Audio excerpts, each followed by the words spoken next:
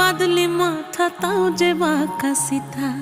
মেদিনীপুরে রায়না চিরন বাঁকুড়ার ওই ফিতা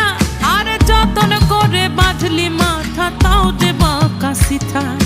পেছ পাড়িয়া রাজগো